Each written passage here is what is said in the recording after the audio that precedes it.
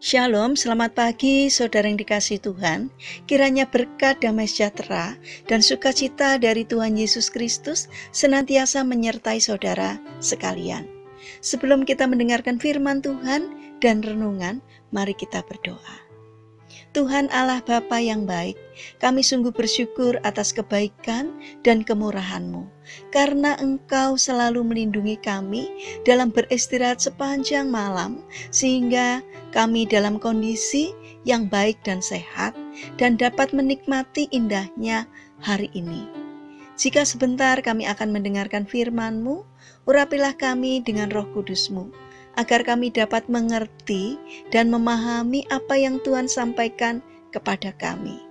Terima kasih Tuhan, di dalam nama Tuhan Yesus Kristus kami berdoa. Amin.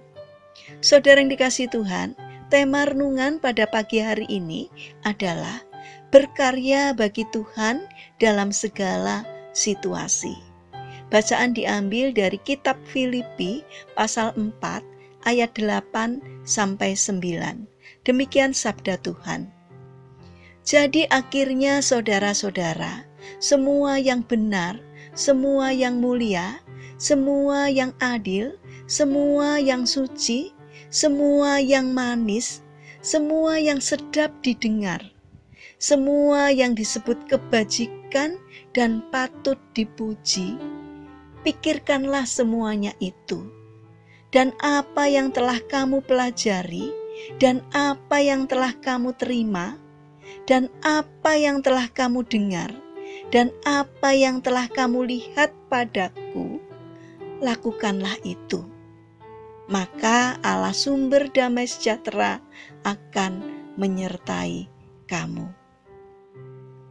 Saudara yang dikasihi Tuhan, William Addis pada tahun 1770 dimasukkan ke dalam penjara karena terlibat kerusuhan. Walau harus terkurung di dalam penjara besi, William Addis tidak membiarkan pikirannya ikut terkurung bersama dengan raganya. Justru di sanalah ia memperoleh ide untuk membuat sikat gigi. Tulang-tulang sisa makanan ketika di penjara dijadikan sebagai gagang sikat gigi. Tulang-tulang tersebut dilubangi kecil-kecil yang nantinya akan dimasukkan bulu-bulu binatang yang ia peroleh dari penjaga penjara.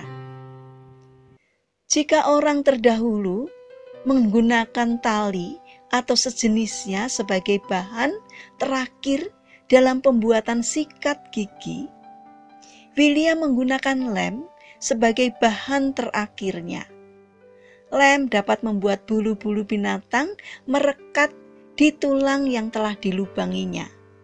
Dengan demikian, bulu-bulu tersebut tidak mudah lepas, sehingga pemakaian sikat gigi dapat bertahan cukup lama. Kabarnya setelah keluar dari penjara, William memproduksi lebih banyak temuannya itu. Pada tahun 1780, William Addis tercatat sebagai orang pertama yang menciptakan sikat gigi dalam jumlah yang banyak. Ia berhasil menjadi seorang miliarder. Saudara yang terkasih, hampir sama dengan kisah William di atas.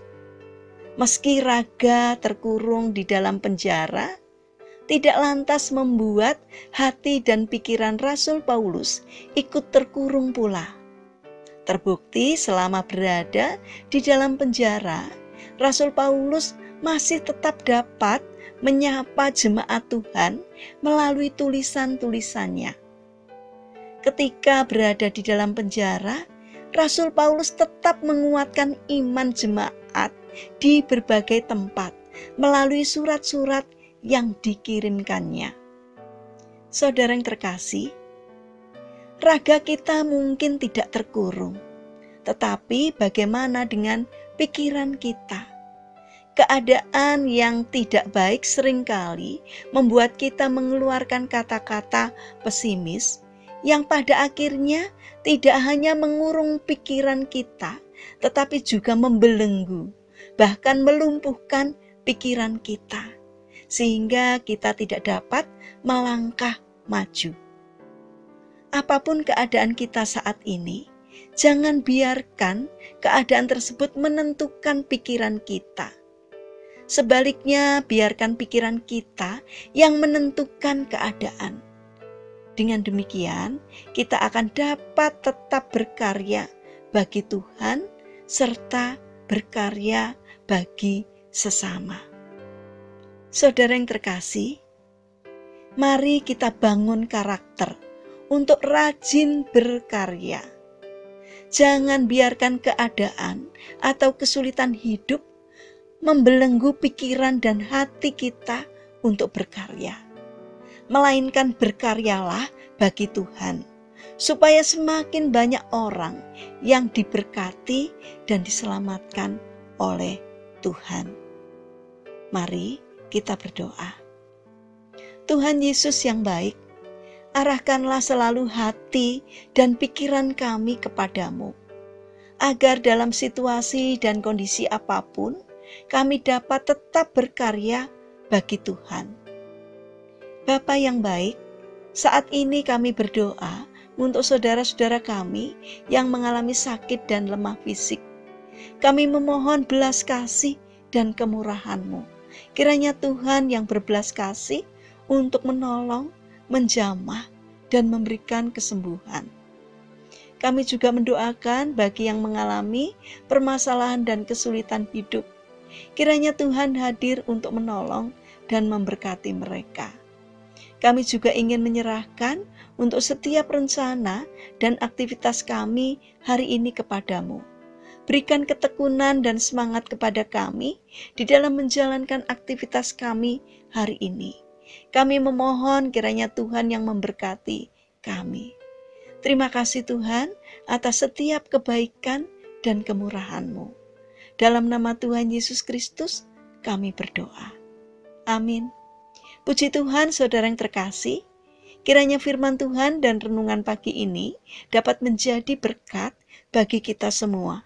Haleluya.